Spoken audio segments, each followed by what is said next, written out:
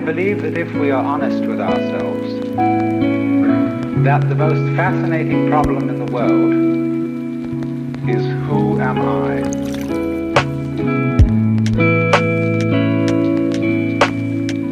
What do you mean? What do you feel when you say the word I? I, myself. I don't think there can be any more fascinating preoccupation than that, because it's so mysterious, it's so elusive. Because what you are in your inmost being escapes your examination in rather the same way that you can't look directly into your own eyes without using a mirror. You can't bite your own teeth. You can't taste your own tongue. And you can't touch the tip of this finger with the tip of this finger. And that's why there's always an element of profound mystery in the problem of who we are. This problem has fascinated me for many years, and I've made many inquiries. What do you mean by the word I? And there is a certain consensus about this, a certain agreement, especially among people who live in Western civilization. Most of us feel I, ego, myself, my source of consciousness, to be a center of awareness and of a source of action that resides in the middle of a bag of skin. And so we have what I have called the conception of ourselves as a skin-encapsulated ego. Now, it's very funny how we use the word I.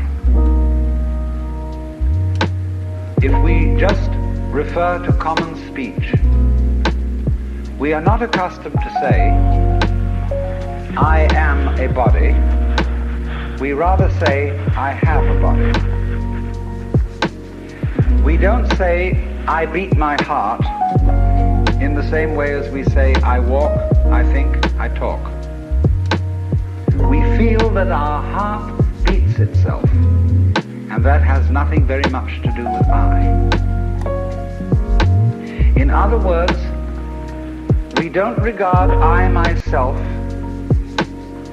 as identical with our whole physical organism.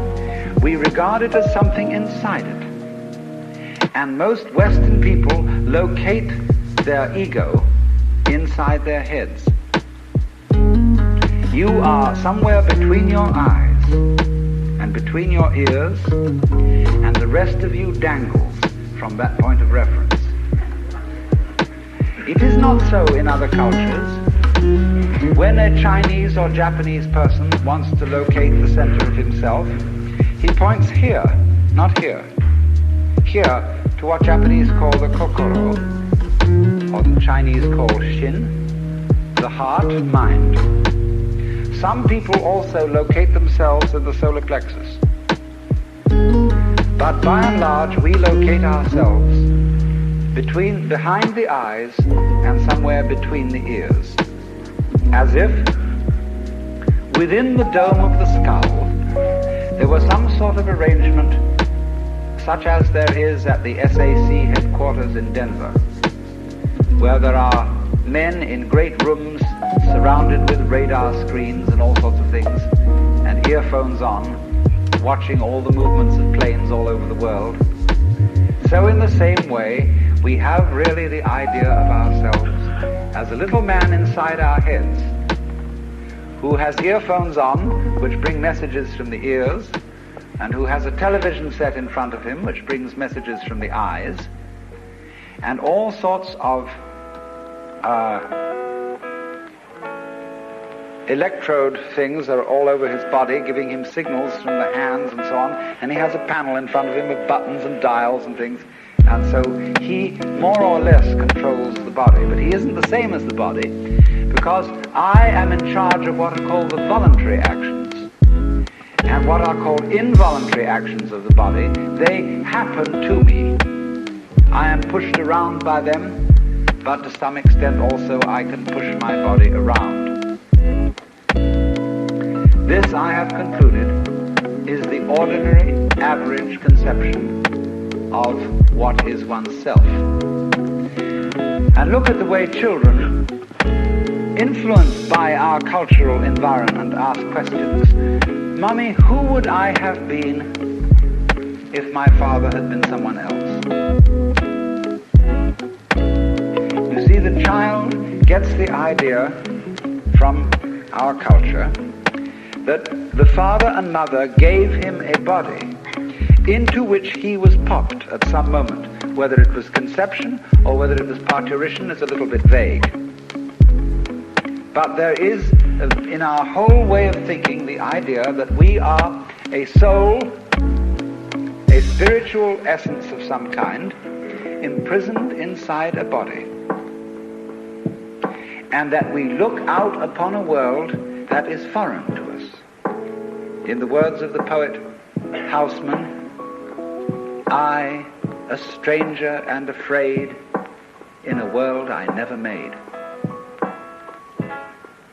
And so therefore we speak of confronting reality, facing the facts. We speak of coming into this world. And this whole sensation that we are brought up to have of being an island of consciousness locked up in a bag of skin, facing outside us a world that is profoundly alien to us in the sense that what is outside me is not me. This sets up a fundamental sensation of hostility and estrangement between ourselves and the so-called external world. And therefore, we go on to talk about the conquest of nature, the conquest of space, and view ourselves in a kind of battle array towards the world outside us. I shall have much more to say about that in the second lecture. But in the first now, I want to examine the strange feeling of being an isolated self. Now actually, it is absolutely absurd to say that we came into this world. We didn't. We came out of it. What do you think you are? Supposing this world is a tree. Are you leaves on its branches? Or are you a bunch of birds that settled on a dead old tree from somewhere else? Surely, everything that we know about living organisms from the standpoint of the sciences shows us that we grow out of this world. That we, each one of us, are what you might call symptoms of the state of the universe as a whole. But you see, that is not part of our common sense. Western man has for many centuries been under the influence of two great myths. When I use the word myth, I don't necessarily mean falsehood. To me, the word myth signifies a great idea in terms of which man tries to make sense of the world. It may be an idea, it may be an image. Now the two images which have most profoundly influenced Western man are, number one, the image of the world as an artifact, like a carpenter's table or a jar made by a potter. Indeed, in the book of Genesis, there comes the idea that man was originally a clay figurine Lord God, who then breathed into this clay figurine and gave it life. And the whole of Western thought is profoundly influenced through and through and through by the idea that all things, all events, all people, all mountains, all stars, all flowers, all grasshoppers, all worms, everything are artifacts. They have been made. And it is therefore natural for a Western child to say to its mother, "How was I made?" That would be quite an unnatural question for a Chinese child, because the Chinese do not think of nature as something made. They look upon it as something that grows, and the two processes are quite different. When you make something, you put it together, you assemble parts, or you carve an image out of wood or stone, working from the outside to the inside. But when you watch something grow, it works in an entirely different way. It doesn't assemble parts. It expands from within and gradually complicates itself, expanding outwards, like a bud blossoming, like a seed turning into a plant. But behind our whole thought in the West is the idea that the world is an artifact, that it is put together by a celestial architect, carpenter, and artist, who therefore knows how it was done. When I was a little boy, and I asked many questions which my mother couldn't answer, she used to resort in desperation to say, "My dear, there are some things that we are not meant to know." And I said, "Well, will we ever find out?" And she said, "Yes, when we die and we go to heaven, it will all be made clear." And I used to think that on wet afternoons in heaven, we would all sit around the throne of grace and say to the Lord God, "Now just why did you do it this way? And how did you manage it that?" And he would explain it and make it all very clear. All questions would be answered. Because as we have popularly, in popular theology, understood the Lord God, He is the mastermind who knows everything. And if you ask the Lord God exactly how high is Mount Whitney, nearest millimeter, He would know exactly like that and would tell you. Any question. The Cosmic Encyclopedia Britannica.